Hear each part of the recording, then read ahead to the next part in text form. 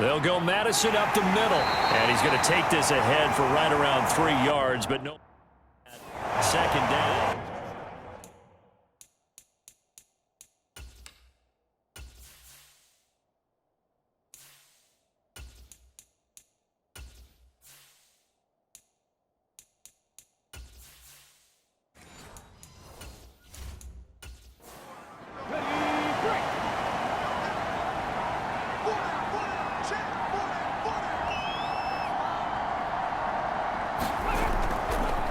Another carry now for Madison, and he'll be down close to the first down marker as he gets this to the Broncos 23. They're trying to keep the drive going. This will be play number 8. It's 3rd and 2. They'll try to get it on the ground with Madison, and he will have the first before he's brought down right on the chalk of the 20. Brandon, when a defense just simply can't get off the field on 3rd down, and we all know how important that down is for both sides of the ball, you often feel like you're just a step behind whatever they're doing offensively. And one of the differences in this game, no doubt, 3rd down conversion, and that is going to be a story they'll talk about after this one.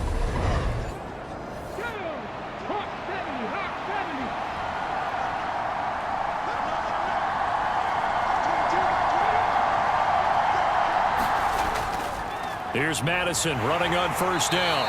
And he'll wind up losing yardage here back at the 21-yard line. Officially, it's a 1-yard loss. That's going to bring up 2nd and 11. Sometimes I forget how much information he has to go through before the ball's even snapped. But what a diagnosis right there. Saw the play, shot through the gap like a rocket, and ends up spilling it for a loss.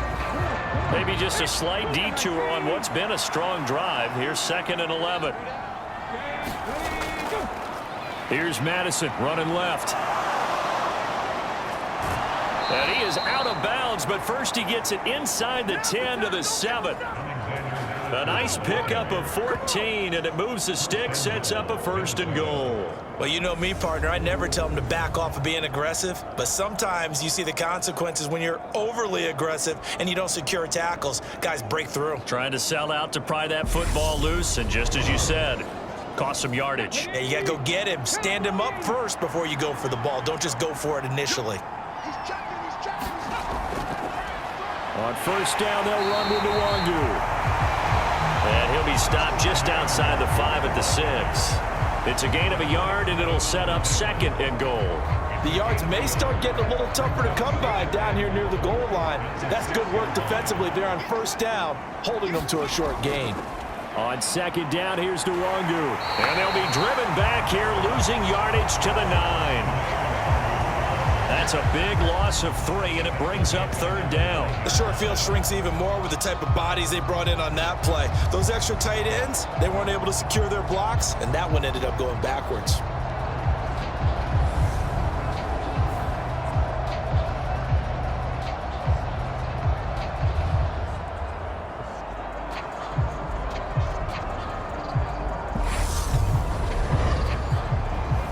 This offense so far on 3rd down, they're hitting at 60%, 6 out of 10 thus far. This is 3rd and goal. Looking to throw. Rich. Got a man, and he hits him in stride. They wind up with 6 on the hook up there, but it's not enough. 4th and goal.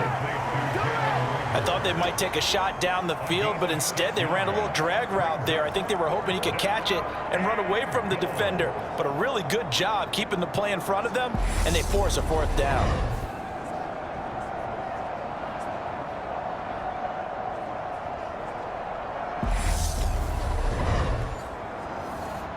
Here's Greg Joseph now to try the field goal. From the right hash at a bit of a tight angle. The kick by Joseph is good, and that will extend their lead even further.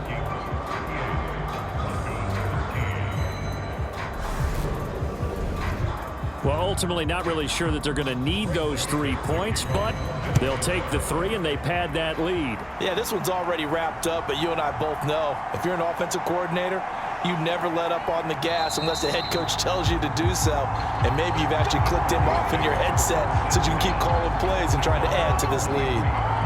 Now the Broncos offense, they get set to head back onto the field. Where we stand right now in the fourth quarter, this one pretty much out of reach. And, Charles, I know they're going to be disappointed about several things with this ball game, but the self-inflicted wounds, they've had several turnovers. You would have to think that's going to be something they're going to discuss heavily in the film session in the coming days. You're absolutely right about that, partner, because they're going to have to sit in that film room and watch every error that they made and figure out how to not do it in the future. And mentally, I think a lot of the guys are already starting to think about, okay, how do we put this behind us and get better for the next time out? This, they'll use as motivation for the rest of the time that they play to hopefully never be in this type of situation again. 1st and 10 from. Pressure coming from the Vikings, and they get there and bring him down. Patrick Jones buries him for a loss of 11 from his outside linebacker spot. Now that was a passer's nightmare. The front door totally shut down by the defense, so he kept going backwards, hoping to find another avenue of escape. It didn't exist. Well, they're in some hot water now. After that sack, it's 2nd and 21. Throwing is from. That's complete to the tight end, Saubert. So the completion results there in 9 yards. And that's going to lead to a 3rd and 11. Backed up here, tough spot, needing 11 yards to pick up the first. Looking to throw from. Pressure comes and down he goes. The linebacker Jordan Hicks flying in there for the sack. You can just see it in their body language. They're starting to see victory on the horizon now, and if it comes to fruition, they got to give a game ball to the front 7. Defensive line has taken charge and controlled this game. Face a challenge of stopping this opposing offense, and they've done so with ease.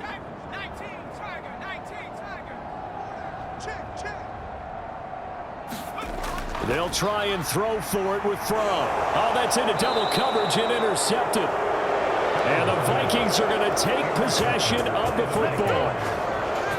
Well, I guess an interception at this point on 4th down is just as bad as an incomplete pass. Either way, the ball goes over to the other side. Yeah, it's a tough spot to be in this late in the game, and there's not a whole lot he can do there, and he winds up giving the ball away. Minnesota's offense takes over possession. And after the interception, they are sitting in an even better spot with the ball and a comfortable fourth quarter lead.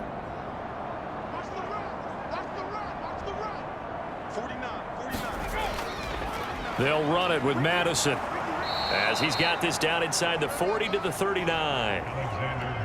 So they'll come up after the gain of 7 on a 2nd and 3. Going to run with Madison again. And a very determined run there as he'll take this all the way down to the 27. Good effort.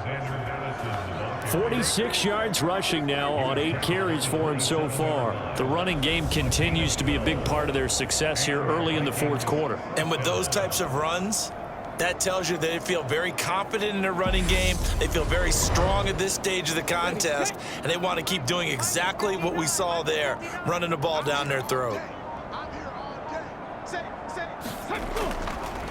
On the handoff, it's Madison. And he's out of bounds. Almost gets to the 10. Another nice gain, 16 yards there and a 1st down again.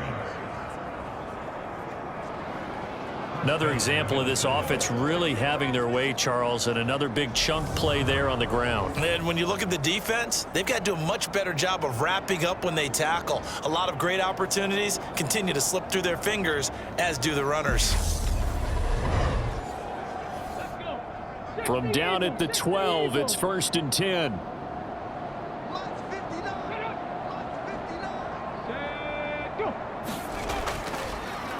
Now a give to Madison. And he'll fight his way down inside the 10 to the 9-yard line. Ball at the 9 on 2nd and 8. Going on the ground with Madison. And he'll get into the end zone. Touchdown, Minnesota. Alexander Madison, a 9-yard touchdown run. And the Vikings start to open this lead even wider here in the fourth. Well, they just continue to roll. And, Charles, for you and I, we want the close games, but for them, it has to be so nice to enjoy this big cushion. I can't remember the last time we saw them play this loose and have this much fun. I think they'd love to be able to capture this game, carry it with them from week to week, and be able to execute like this in all the rest of their games. Joseph connects on the extra point. And this one was over a while ago as they just add on to that big lead.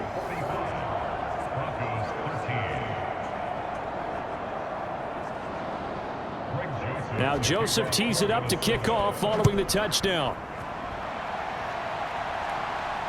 Fielded just outside the goal line.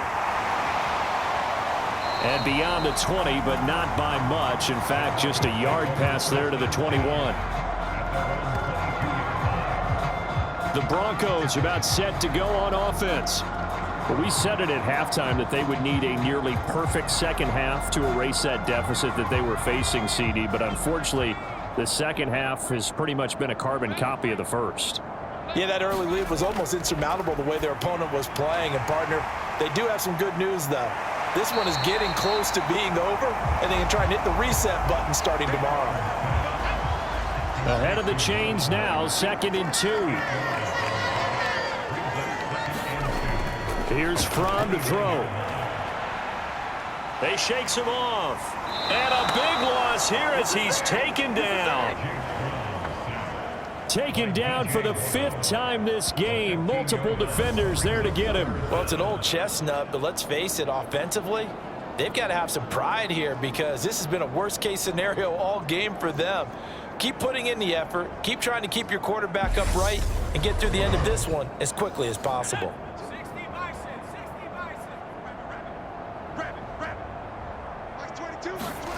Now on 3rd and long, they'll look to throw. Hit as he throws. He lost the football. It's loose. And the Vikings pick up the football. And they are going to bring this one back. It's a fumble return, a scoop and score for the Vikings. So the big fella gets on the scoreboard with a return for a touchdown. Good thing he didn't have to go too far, though. You know the trainers were very happy about that. Imagine having to go get him in the end zone, escort him to the bench, and give him the oxygen. They were loving the fact that he got in without having to run very far. Joseph connects on the extra point. And this one was over a while ago as they just add on to that big lead.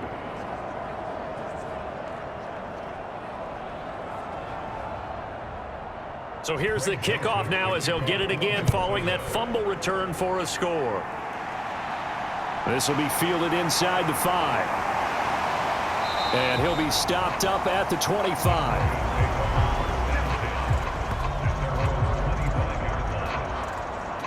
And coming out now, the Broncos.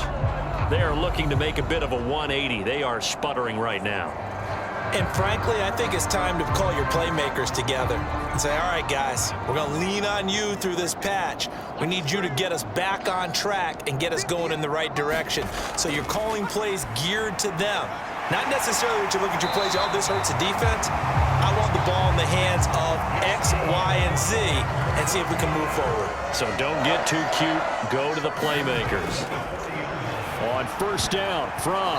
A quick throw knocked away. It's incomplete. And that's another play that's painted the picture of this game overall. It's been a blowout. It's been continually fueled by big turnovers and stops for one side and an inability to advance the ball from the other. To throw again on 2nd down, Fromm. And this throw incomplete. Well, the defender all over him that time, but it's going to lead to 3rd down. Fromm. It's a short one here, complete to the tight end. And he can only manage to get this to the 45-yard line, well short of the first. One thing I think that's safe to say defensively, the tackling's been really good. And because of that, it's been very, very hard for them to move the ball because you're not getting the benefits of run after catch. They're tackling them almost on the spot. That means you have to run extra plays, harder to move it. The Broncos send out their punter now as he's on to punt for the 4th time tonight.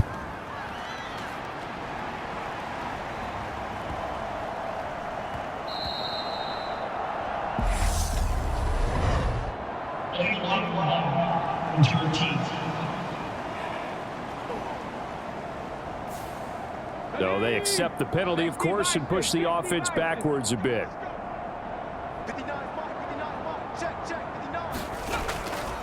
Here's Madison.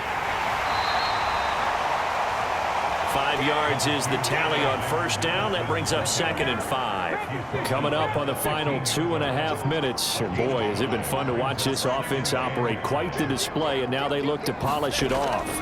Here's Madison getting it again on 2nd. It'll be a pickup of a couple, and it leaves them with a 3rd and 3. Brandon, I've got to think this offensive line has got some smiles on its faces. And I know it sounds crazy, but they practiced for this back in training camp. They knew they'd be in situations where it'd be extra defenders in the box coming after them, trying to keep them from locking down a game. Right now, they want to show the world they're up to the challenge. Mike 22, he's coming. 22's coming. Mike. On 3rd down, they run with Madison. And he'll be tackled about 2 yards shy of the line to gain. A 1-yard pickup leads to 4th down. So where'd all that running room that he had in the first half go? Because it looks like it's drying up a little bit here. Someone made some adjustments, it appears, at least on this drive.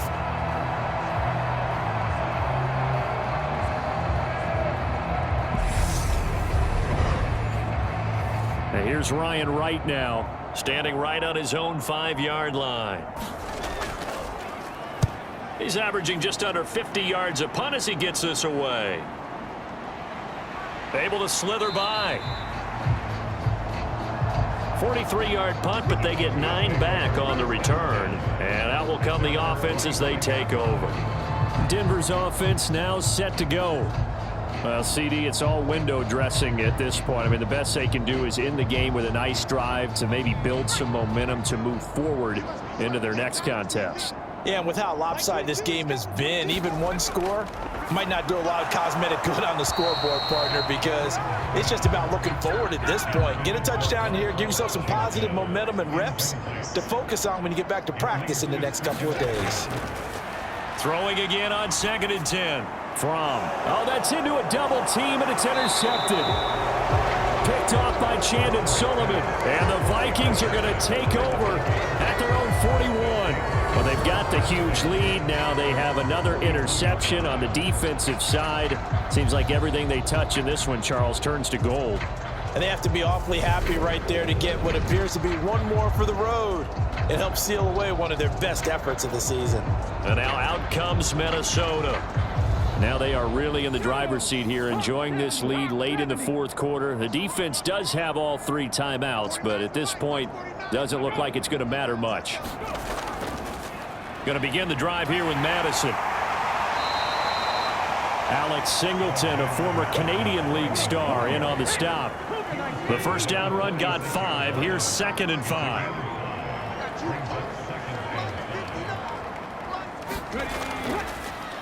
They'll run with Madison. And he'll be brought down at the 48-yard line. 92 yards on the ground for him now as he has gotten better, really, as the night's gone on.